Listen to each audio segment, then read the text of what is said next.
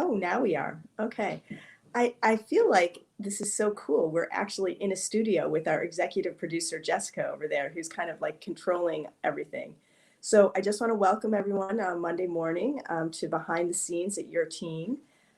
It's been, you know, a big weekend. Just, I don't know, 2020 just keeps on coming with these things that just, toil with our emotions. But today we thought we would talk about, I guess, in some ways, one of the brighter lights, and that is the things that we've learned from our own kids as we watch them navigate through this pandemic, and just how, maybe we actually need to learn from them.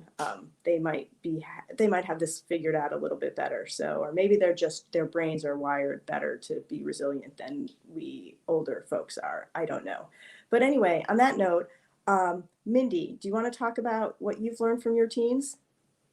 Mindy, by the way, sorry, who has a great article up on our website about how she's lived with her teens. I just got an email from a friend of mine who lives in New York, says, I could have written this myself. Please say brava to the author. So doing that right thank now, you. live on Behind the Scenes.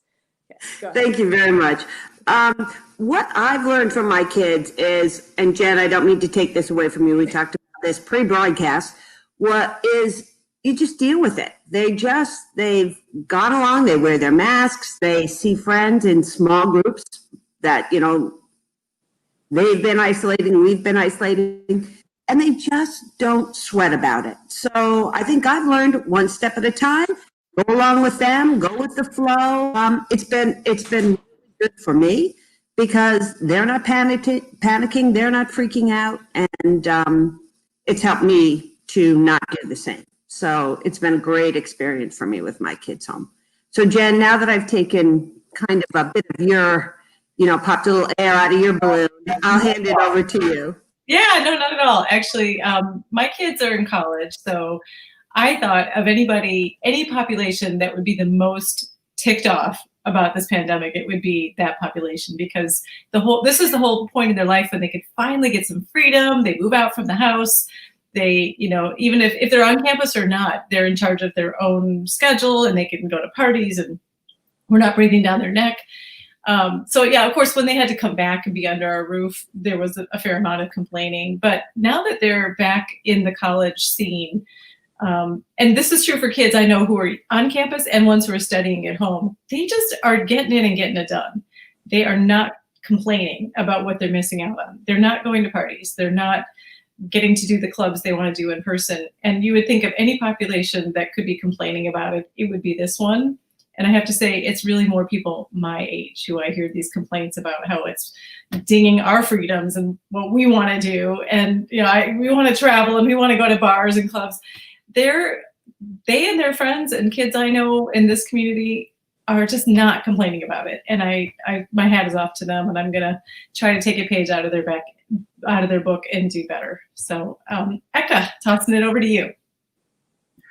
Okay, so one of the things I've learned, well, this is actually a big one. I have a daughter who's very much an introvert, and she said that at first she was really, she was at home all the time. She was watching lots of shows on Netflix, and she was feeling like it was kind of a waste of her time. And then she said, but at the same time, that's what she's always wanted to do. But she always felt that she couldn't do it because she was in college and she was expected to go out and do this and see people. So for her, it was actually this great reason to now stay home, read a book, watch Netflix, and not feel this obligation of having to go out.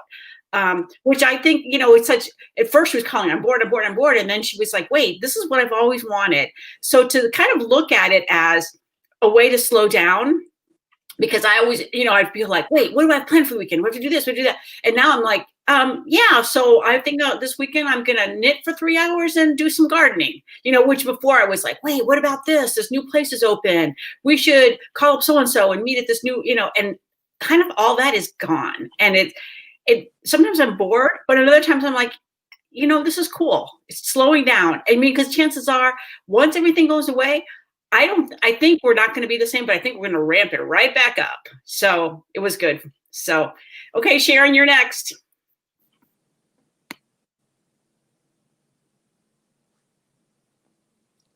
I just had to unmute myself.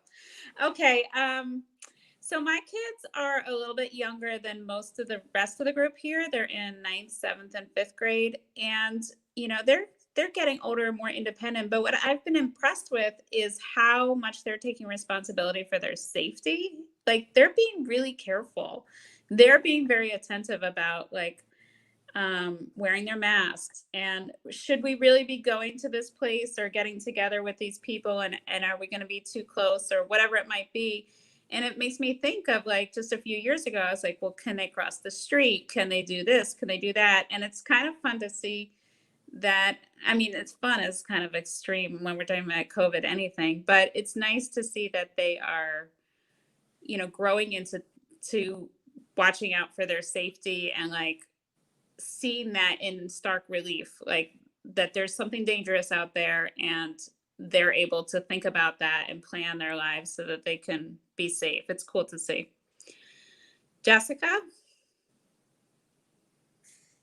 There's the mute button, sorry. Also, just anybody watching from YouTube or Facebook, you're more than welcome to post your own thoughts in the comments. I can actually make them appear at the bottom of the screen, but it's neither here nor there. I am just stalling because I don't have children. But, you know, I have siblings. I have my little brother. I have myself, who has always been an introvert and trying to figure out how all this works. And it sort of, again, and I've said this before, it didn't really change my daily habits that much, but it changed my brother's. And I feel like it's just interesting how very different every single person I've talked to has been handling it differently, coping differently, what they've been doing to keep themselves entertained. My dad and my brother golf as often as they can, because it's one of those, like, I guess, easy to social distance when the only requirement is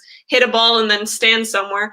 And my friends all have been doing a lot more, like, online gaming groups. Just everybody's been handling it differently. Some are struggling more than others, but, you know, I guess that's just how it is.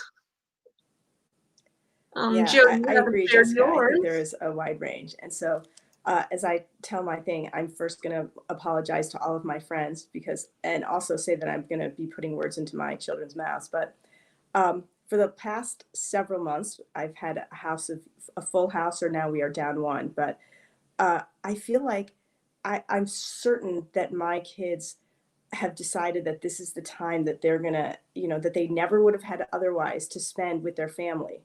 And they're living kind of their best life. My two boys, they play together every day, and they watch TV, you know, a lot of sports on TV now, but they'll go out to play soccer or tennis. And, you know, it's kind of cute watching it. But then there's this like family huddle love, which has made me, I'm not a big person on going out. I haven't been for the last few years. But it's made me feel almost like I'm so busy because I have my family home. So I'm kind of learning from that, you know, I mean, so we are, I suppose, on one hand, dragging each other down because we don't feel any need to go anywhere except for to the grocery store. But at the same time, we are really just, you know, I'm sure they are too, but we are really kind of savoring and kind of enjoying this time and saying, you know, here we are, and, you know, lots of laughs and, you know, competitive games and board games and pickleball on our driveway or wherever. So it's, you know, I have to say, I want to be able to look back at them, and we've all talked about this, say, like, this is what happened during this time, you know, we made it, and these are, you know, this is kind of what we've got strength from each other. So, you know, here's hoping that there's going to be a time sooner rather than later where we can look back on this. But for now, I have to say, you know, we're making it. So. All right. Well, as Jessica said, if you Jody, have I any thoughts. wanted to jump in with one more. Yeah, I had one more wrap-up thought, which is I had a very unusual experience recently where the shoe was on the other foot, and I bet other parents are having this too. I have a college kid who has to come home for a doctor's appointment, so she's doing the quarantining, and she'll do testing when she goes back and all that. But in the meantime, we had made plans for some friends of ours to come over for dinner and sit apart on our patio. I all of a sudden I realized she was going to be home then. I had to call her and ask her permission. I was like, "Hey, we are having some friends over on Saturday. Would that be okay with you?"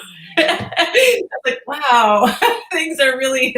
I wasn't ready to be to be on the other side of that fence just yet, but she was really sweet about it. She's like, "Yeah, I think that would be all right. You know, I'm just going to stay in my room. I think that would be the responsible thing to do." And these are dogs, by the way, she would normally want to see, but.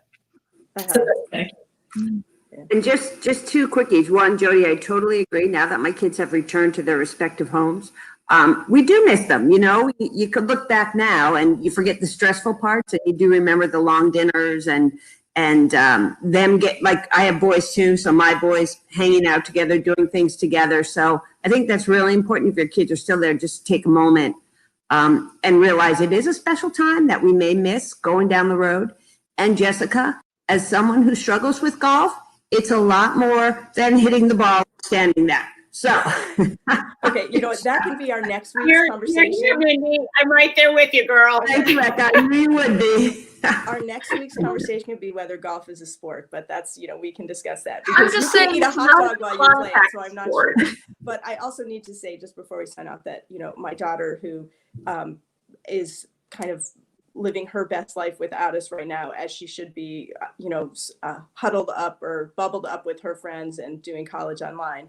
I think that was just the right choice for her, and watching how she's really blossomed, you know, and we still, you know, see her. But I didn't want to leave her out of this, just not that she'd be watching us. But nevertheless, I just want to say that, as Jessica said, it's something different for everyone. And you kind of just have to find, you know, what is going to work best as your kids get older. So, all right. Well, on that note, we wish everybody a good week.